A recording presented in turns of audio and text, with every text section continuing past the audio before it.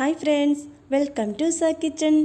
ഇന്നത്തെ നമ്മുടെ recipe capsicum egg masala fry ആണ്. വളരെ ടേസ്റ്റോടുകൂടി വളരെ എളുപ്പത്തിൽ തന്നെ നമുക്കിത് തയ്യാറാക്കിയെടുക്കാം. അപ്പോൾ ഇതെങ്ങനെയാണ് തയ്യാറാക്കിയെടുക്കുന്നതെന്ന് നോക്കിയിട്ട് വരാം. വീഡിയോ എല്ലാവരും ഒന്ന് ലൈക്ക് ചെയ്തേക്കണേ. ഇത് തയ്യാറാക്കാനായിട്ട് ഞാനിവിടെ ഒരു പാൻ ചൂടാക്കിയിട്ടുണ്ട്. അതിലേക്ക് 2 ടേബിൾ സ്പൂൺ വെളിച്ചെണ്ണ ഒഴിച്ചു കൊടുക്കുന്നുണ്ട്.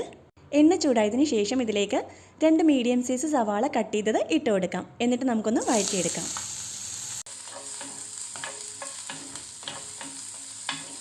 സവാള പെട്ടെന്ന് വഴന്ന് കിട്ടാൻ വേണ്ടിയിട്ട് ഇതിലേക്ക് കുറച്ച് ഉപ്പ് ചേർത്ത് കൊടുക്കാം. എന്നിട്ട് നമുക്ക് നല്ലവണ്ണം ഒന്ന് ഇളക്കി കൊടുക്കാം.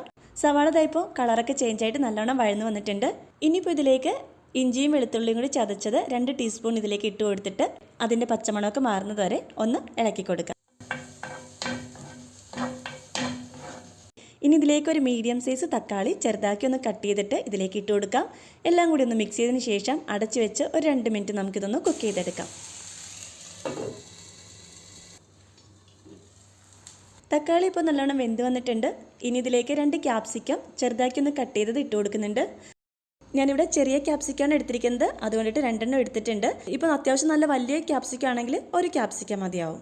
എല്ലാം നല്ലവണ്ണം ഒന്ന് മിക്സ് ചെയ്തതിന് ശേഷം അടച്ചു വെച്ച് ക്യാപ്സിക്കം നമുക്കൊന്ന് കുക്ക് ചെയ്തെടുക്കാം. നമ്മളിതിലേക്ക് വെള്ളമൊന്നും ഒഴിച്ചിട്ടില്ല, അതുകൊണ്ടിട്ട് ഇടയ്ക്കൊന്ന് മൂടി തുറന്നൊന്ന് ഇളക്കി കൊടുത്തേക്കണം. ഇപ്പോൾ ഒരു 4 മിനിറ്റൊക്കെ ആയിട്ടുണ്ട്. ക്യാപ്സിക്കം ഇവിടെ കുക്കായി വന്നിട്ടുണ്ട്. ഇനി ഇതിലേക്ക് പൊടികൾ ചേർത്ത് കൊടുക്കാം. 1 ടീസ്പൂൺ മുളക് പൊടിയും 1/2 ടീസ്പൂൺ മഞ്ഞൾപ്പൊടിയും 1 ടീസ്പൂൺ ഗരം മസാലയും ചേർത്ത് കൊടുക്കുന്നുണ്ട്. നമ്മളിതുവരെ ഇതിലേക്ക് ഉപ്പ് ചേർത്തിട്ടുണ്ടായിരുന്നില്ല. ആവശ്യത്തിനുള്ള ഉപ്പും കൂടി ചേർത്ത് കൊടുക്കാം. ഞാനിപ്പോൾ ഇതിലേക്ക് 1/2 ടീസ്പൂൺ ഉപ്പ് ചേർത്ത് കൊടുക്കുന്നുണ്ട്. പിന്നെ സവാള വഴറ്റിയിരിക്കുന്ന സമയത്തും ഒരു 1/4 ടീസ്പൂണോളം ഉപ്പ് ചേർത്ത് കൊടുത്തിട്ടുണ്ടായിരുന്നു. ഇനി 1/2 ടീസ്പൂൺ ചെറിയ ജീരകം പൊടിച്ചതും കൂടി ചേർത്ത് കൊടുക്കാം. എന്നിട്ട് എല്ലാം കൂടി നല്ലവണ്ണം ഇളക്കി കൊടുക്കാം. പൊടികളുടെ പച്ചമണമൊക്കെ ഒന്ന് മാറി വരട്ടെ. ഇതേപോലെ സെൻറ്ററിൽ നമുക്കൊരു ഗ്യാപ്പ് ഇട്ട് കൊടുക്കാം.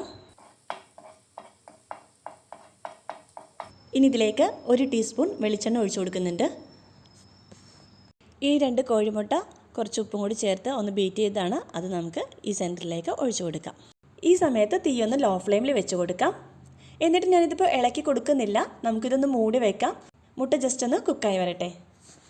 മുട്ട കുക്കായി തുടങ്ങുന്നുണ്ട്. നമുക്ക് മൂടി തുറക്കാം. എന്നിട്ട് എല്ലാം കൂടി ഒന്ന് മിക്സ് ചെയ്ത് കൊടുക്കാം. മുട്ട നല്ലവണ്ണം കുക്കായി വന്നവരെ നമുക്കിതൊന്ന് ഇളക്കി കൊടുക്കാം. പിന്നെ ഒരു കാര്യം പറഞ്ഞോട്ടെ, എൻ്റെ ചാനൽ സബ്സ്ക്രൈബ് ചെയ്യാത്തവരുണ്ടെങ്കിൽ ഒന്ന് സബ്സ്ക്രൈബ് ചെയ്ത് സപ്പോർട്ട് ചെയ്തേക്കണേ. എല്ലാം നല്ലവണ്ണം മിക്സ് ചെയ്ത് എടുത്തിട്ടുണ്ട്. മുട്ട ഇപ്പോൾ നല്ലവണ്ണം കുക്കായി വന്നിട്ടുണ്ട്. നമുക്ക് സ്റ്റൗ ഓഫ് ചെയ്ത് കൊടുക്കാം. എന്നിട്ട് ഇതിലേക്ക് 1.5 ടീസ്പൂൺ കുരുമുളക് പൊടി ചേർത്ത് കൊടുക്കാം. എന്നിട്ട് എല്ലാം കൂടി ഒന്ന് മിക്സ് ചെയ്ത് കൊടുക്കാം. എരിവ് കുറച്ചുകൂടി കൂടുതൽ വേണമെന്നുണ്ടെങ്കിൽ കുരുമുളക് പൊടി കുറച്ചുകൂടി കൂടുതൽ ചേർത്ത് കൊടുത്തോളൂ. അങ്ങനെ നമ്മുടെ എഗ് ക്യാപ്സിക്കം മസാല ഫ്രൈ ഇവിടെ റെഡി ആയിട്ടുണ്ട്. അപ്പോൾ വീഡിയോ ഇഷ്ടമായിട്ടുണ്ടെങ്കിൽ എല്ലാവരും ഒന്ന് ലൈക്ക് ചെയ്തേക്കണേ. പിന്നെ നിങ്ങളുടെ അഭിപ്രായങ്ങൾ കമൻസിലൂടെ ഒന്ന് അറിയിച്ചേക്കണേ. എന്നാൽ ഇനി അടുത്തൊരു വീഡിയോ ആയിട്ട് വരാം. Till then bye.